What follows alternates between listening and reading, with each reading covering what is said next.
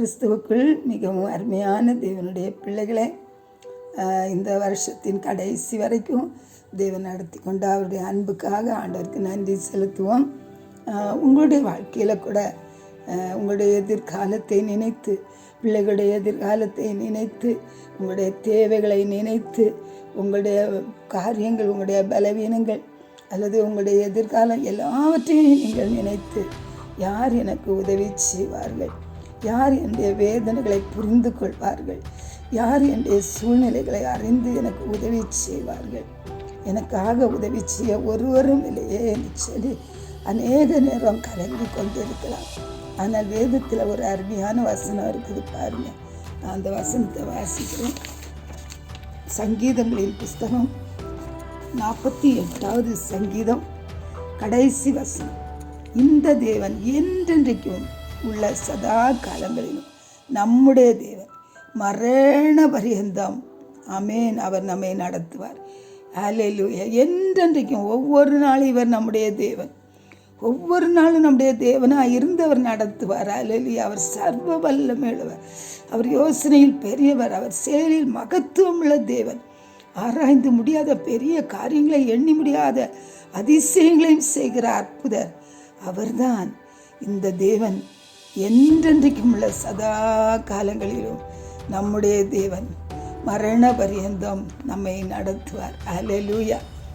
America தேசத்தில் உள்நாட்டு போர் நடந்து கொண்டிருந்த போது இந்த காயப்பட்ட போர் வீரர்களை பார்த்து அவர்களுக்கு ஆறுதல் சொல்வது அமெரிக்க ஜனாதிபதியான ஆப்ரஹாம் லிங்கனுக்கு வழக்கமாக இருந்ததாம். அப்படியே ஒரு போர் வீரன் கை கால்களை எல்லாம் இழந்தவனாக அந்த கடைசி நிமிஷத்தில், அந்த ஜீவன் போகிற நேரத்தில் அவன் துடித்து கொண்டிருந்தான். அப்பொழுது அவர் அவனிடத்தில் போய், நான் உனக்கு என்ன செய்ய வேண்டும் என்று சொல்லி கேட்டாரான். அவன் சொன்னான், என் பெற்றோருக்கு ஒரு கடிதம் எழுதி தரும்படி கேட்டானான். அவன் பெற்றோருக்கு, நான் போரில் காயமடைந்து சுகம் பெற வாய்ப்பில்லாத நிலையில் இருக்கிறேன், உங்களை தேவன் ஆசீர்வதிப்பாராக, தம்பியையும் தங்கையையும் என் சார்பில் முத்தமிடுங்கள் என்று சொல்லி எழுதச் சொன்னான்.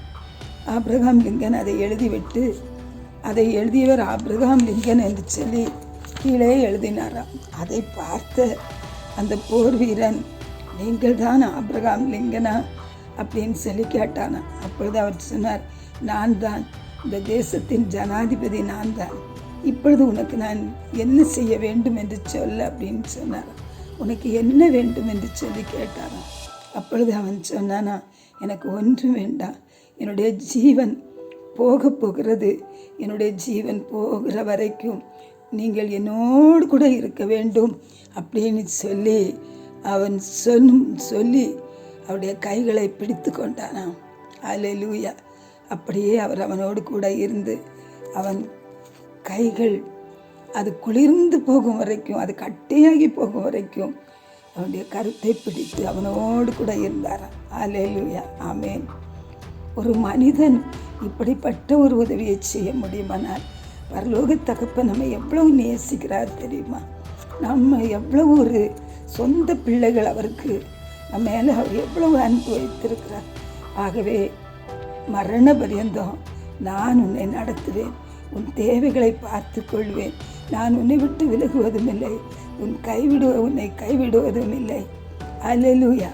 நான் உன் கூடவே இருந்து உன் காரியங்களை எல்லாம் பொறுப்படுத்து நான் நடத்துவேன் என்று சொல்லி நம்முடைய காரியங்களை பொறுப்படுத்தி நடத்துகிற தேவன் நம்மோடு கூட இருக்கிறார். ஹல்லேலூயா. ஆகவே ஆண்டவருக்கு நாம் நன்றி செலுத்துவோம். பரலோக தகப்பனே, ஸ்தோத்திரப்பா. நம்முடைய பிள்ளைகள் ஒருவேளை எத்தனையோ காரியங்களை குறித்து தனிமைப்படுத்தப்பட்டு, சிறுமைப்படுத்தப்பட்டு, உதவுவாரின்றி பரிதவிக்கிற மனுஷர்கள் இல்லாதபடிக்கு ஆண்டவரே, அப்பா, மனுஷர்களால் இகழப்பட்டு துன்பப்படுத்தப்பட்டு, ஆண்டவரே, ஒருவேளை பரிகசிக்கப்பட்டு, ஆண்டவரே, பிள்ளைகள் பலவிதமான காரியங்களினாலே சோர்ந்து போய் இருக்கலாம். அப்பா, என்னை யார் நடத்துவார்கள், எனக்கு யார் உதவி செய்வார்கள் அப்படின்னு சொல்லி எதிர்காலத்தை குறித்து கலங்கி கொண்டு இருக்கலாம். அப்பா, ஆண்டவரே, உம்முடைய வாக்குத்தத்தங்களை உண்மையுள்ள தேவன், இன்றைக்கு நீர் கொடுத்த வாக்கு தத்துவத்தின்படியே உம்முடைய பிள்ளைகளுக்கு உதவி செய்வீராக. இந்த தேவன் என்றென்றைக்கும் உள்ள சதா காலங்களிலும் நம்முடைய தேவன் மரண பரியந்தம் நம்மை நடத்துவார் என்று சொல்லி பிள்ளைகளை ஆற்றி தேற்றி பலப்படுத்தின உடைய அன்பு வார்த்தைகளுக்கு ஸ்தோத்திரம். உடைய பாதத்தில் பிள்ளைகளை ஒப்பு கொடுத்து ஜெபிக்கிறேன் இயேசுவின் நாமத்தில். ஆமென்.